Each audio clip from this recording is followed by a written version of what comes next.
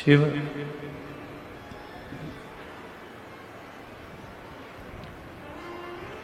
जिनको हमने मंदिर में, देवालय में, शिवालय में ढूंढने का प्रयास किया है, उन भगवान देवाधिदेव महादेव को केवल मंदिर में ही नहीं, किसी तीर्थ में जाकर ही नहीं, शिव महापुराण की कथा कहती है उन देवाधिदेव महादेव को कुछ देर अपने भीतर भी ढूंढने का प्रयास करें।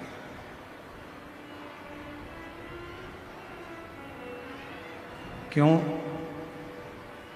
हम परमात्मा को मंदिर में तो ढूंढते हैं, हम परमात्मा को तीर्थ में भी ढूंढते हैं, हम परमात्मा को सत्संग में भी ढूंढते हैं। जहाँ जहाँ हमारा मन पड़ जाता है हम भगवान को वहाँ ढूंढने का प्रयास करते हैं। पर शिव महापुराण की कथा कहती है कि परमात्मा को थोड़ा अपने भीतर भी ढूंढने का प्रयास हो।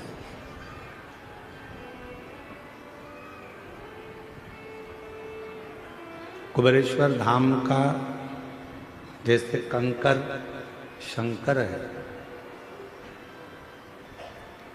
कुबेरेश्वर धाम की पवित्र भूमि का एक एक कंकर शंकर माना जाता है। वहाँ के कंकर को आप उठाकर लाते हो, घर में पूजन करते हो, एक ना एक दिन उस कंकर में आपको शंकर का प्रतिबिंब जरूर दिखता है, शिव का दर्शन जरूर होता है।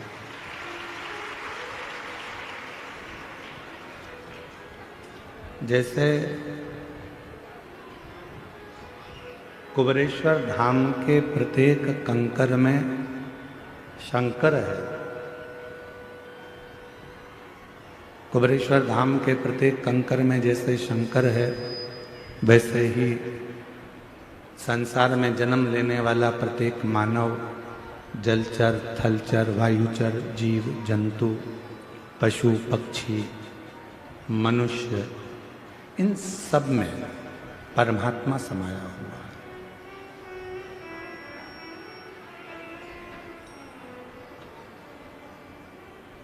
ऐसा कोई संसार में जन्म नहीं लिया जिसके अंदर परमात्मा की ऊर्जा ना हो, परमात्मा की ज्योत ना।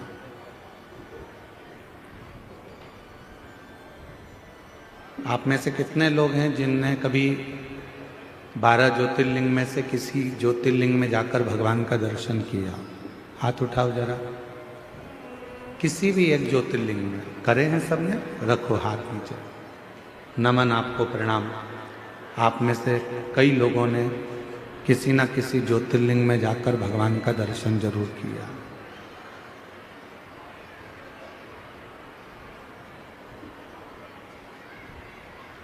क्यों जाते हैं हम भगवान शंकर के ज्योतिर्लिंग के दर्शन करने के?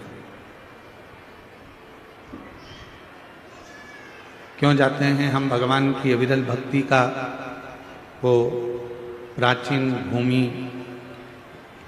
ज्योतिर्लिंग का दर्शन करने के? क्यों जाते हैं? उसका कारण केवल एक होता है।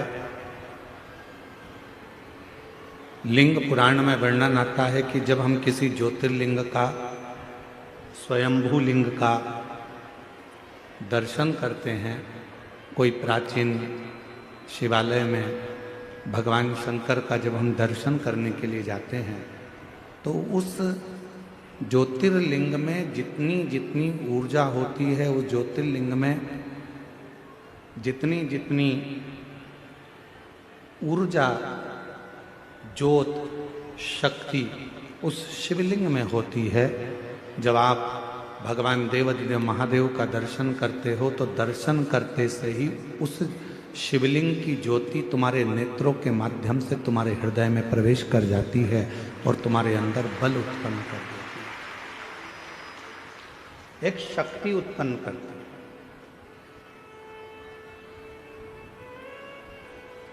ज्योतिर्लिंग का दर्शन हमें शक्ति देता है, ज्योतिर्लिंग का दर्शन हमको बल देता है, ज्योतिर्लिंग का दर्शन हमें ऊर्जा देता है, ज्योतिर्लिंग का दर्शन हमको एक मार्ग निश्चित कर देता है, ज्योतिर्लिंग का दर्शन हमको भगवान शंकर की शरणागति प्रदान करने का बल प्रदान कर देता है। किसी भी ज्योतिर्लिंग का आप दर्शन करें तो वहां बल मिलता है।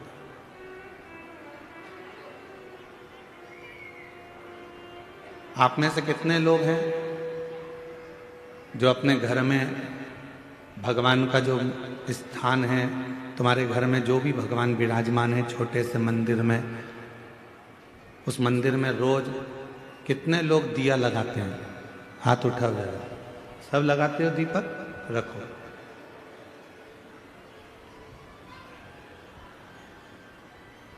दीपक लगाने का मतलब क्या है? क्यों हम भगवान के मंदिर में दीप प्रज्वलित करते हैं? क्यों हम भगवान के मंदिर में दीप लगाते हैं? उसका कारण केवल एक होता है कि तेरी ज्योति और मुझ में जो तूने ज्योति दी है वो दोनों ज्योति का मिलन तेरे सम्मुख में हो जाए। जब मैं ये ज्योति प्रकट करूं तो हे मेरे भोलेनाथ, हे मेरी माँ जगत जननी दुर्गा भवानी, हे मेरे कृष्ण कन्हैया, हे मेरे राम, हे मेरे बुढ़ादेव, ऐसी कृपा करना कि तुम्हारे भीतर की जो ज्योति है इस मेरी आत्म ज्योति का कल्याण करे और मुझे संसार से आनंद कराकर मुक्त करे। दीप लगाना, दीप प्रकट करना, ज्योति जलाना, ज्योत जलाना या दिया लगाना, ये हमको एक अलग से ऊर्जा देता है, ऊर्जा देता है। एक बार हमने कथा में कहा था, आप लोगों को याद है कि नहीं वो पता नहीं, और मुझे विश्वास है कि कुछ लोगों को तो याद होगा। एक बार हमने कथा में कहा था कि तुम्हारे घर में जो पुराना दीपक होता है वो बहुत काम का होता है। जो पुराना दीप होता है, 50 तरह के दिए मत बदलो। तुम्हारे घर में जो दीपक है 2 दिए, 4 दिए, 6 दिए ऐसे रख लो जिन दिए में आप बत्ती लगाते रहें। कभी इस दिए को अपने साफ करने रख दिया, मांझने रख दिया, घसने रख दिया, तो दूसरे दिए में बत्ती लगा दो, दूसरा मांझने गया तो तीसरे में लगा। उस दीपक में इतना बल हो जाता है, क्यों? क्योंकि वो भगवान के सामने रोज प्रज्वलित होता है, रोज वो दीपक में बाती जलती है, रोज वो दीप लगता है, तो उस दीपक में इतना बल आ जाता है कि तुम्हारी जिंदगी के आधे दुख तो वो दीपक ही हर लेता है, वो दीप की ज्योति ही समाप्त कर देती है। वो दीपक में इतना बल आ जाता है।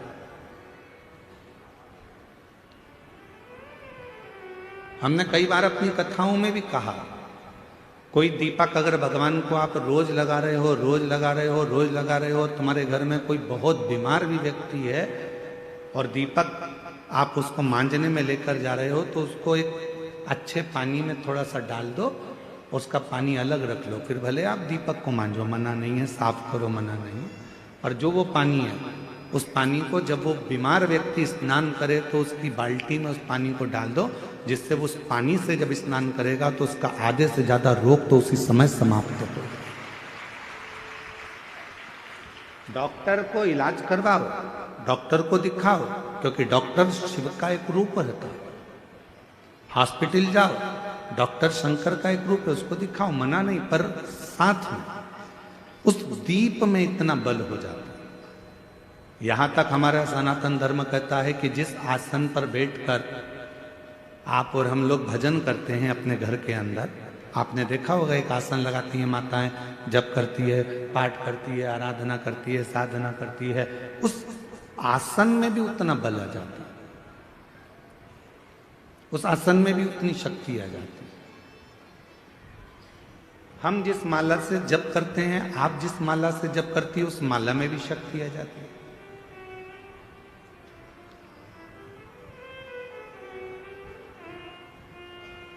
गले में जो आप एक कंठी माला पहनकर रखते हो रुद्राक्ष की, अपने गले के अंदर हमेशा, जैसे हम लोग भी अपने गले के अंदर एक हमेशा एक कंठी अंदर धारण कर कर रखते हैं, हमेशा रात दिन सुबह शाम हर पल वो रुद्राक्ष हमारे साथ में रहता है। कई लोगों के मन में एक भाव उत्पन्न हो जाता है, हम गुरुजी हम हॉस्पिटल जा रहे हैं तो क्या रुद्राक्ष उतार कर जाएं? किसी के यहाँ पर बच्चा हो गया है तो हम क्या रुद्राक्ष उतार कर जाएं? मान लो हम स्त्री हैं, रजस्वला धर्म से हो गई, रजो धर्म से हो गई, तो क्या हम रुद्राक्ष उतार कर रख दें? शिव महापुराण की कथा कहती है, आप किसी भी अवस्था में रहें, रुद्राक्ष कभी अशुद्ध नहीं होता, वो अशुद्ध को भी शुद्ध कर देगा। क्या स्त्री रुद्राक्ष पहन सकती है? जरूर। क्या कोई लड़की रुद्राक्ष पहन सकती है? जरूर। क्या कोई बच्चा रुद्राक्ष पहन सकता है? जरूर। क्या कोई बूढ़ा बुजुर्ग रुद्राक्ष? सब पहन, सब धारण।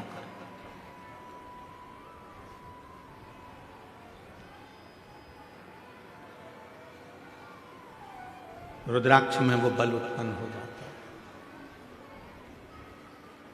लोग सोचते हैं कि हम अशुद्ध हैं, हम हॉस्पिटल चले गए हैं, हम उस बच्चे को देखने चले गए हैं, हम अशुद्ध हो गए। ना ना ना, रुद्राक्ष आपको हर पल शुद्ध करता है, हर पल शुद्ध करता है। जैसे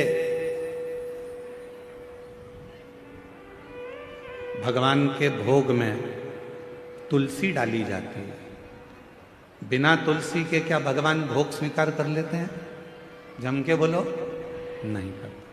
भगवान को अगर भोग स्वीकार कराना है तो भगवान के भोग में तुलसी डालते हैं, भगवान के भोग में हम प्रसाद में तुलसा दल डाल देते हैं, जिससे भगवान उसको स्वीकार कर लेते हैं। उसी तरह भगवान भी, जिसके गले में रुद्राक्ष है और जिसके गले में तुलसी की माला है, भगवान भी देख लेता है कि मुझे इसको स्वीकार करना है, ये मेरा अपना है, इसको मुझे स्वीकार करना है, ये मेरा अपना।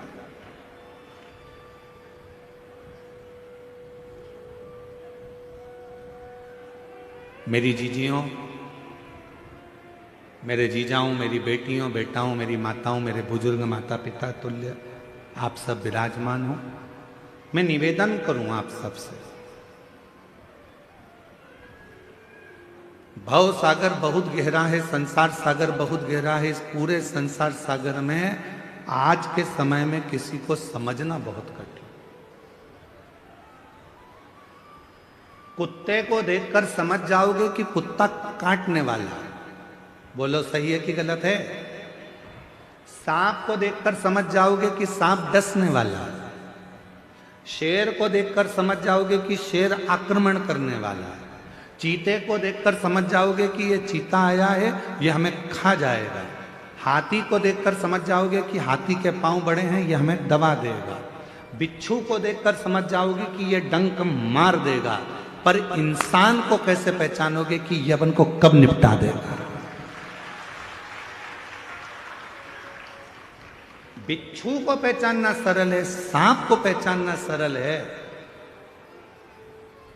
शेर को पहचानना सरल है, कुत्ता को पहचानना सरल है, पर इस कलिकाल में, इस संसार सागर में, आज के समय में मनुष्य को पहचानना बहुत कठिन, बहुत कठिन। और देखो, कुत्ता को रोज अगर अपन रोटी देंगे ना, तो कुत्ता भी दो महिला के पास में बैठ जाएगा, काटेगा नहीं।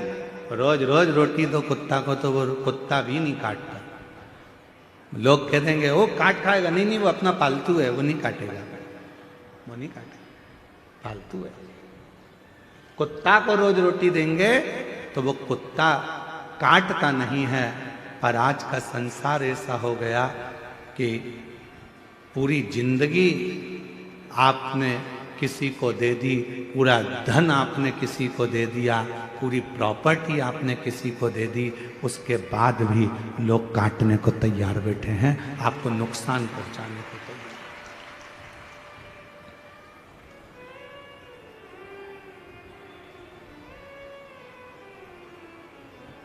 रे सो कोई नहीं रे, कोई नहीं रे, हीरा को परखयो राम, कोई नहीं रे। इस संसार सागर में परखने वाला नहीं मिल सकता महाराज, बड़ा ध्यान देना पड़ेगा। आप कुत्ते को पहचान सकते हो कि यह काटने वाला है, बिच्छू को पहचान लोगे काटने वाला है सांप।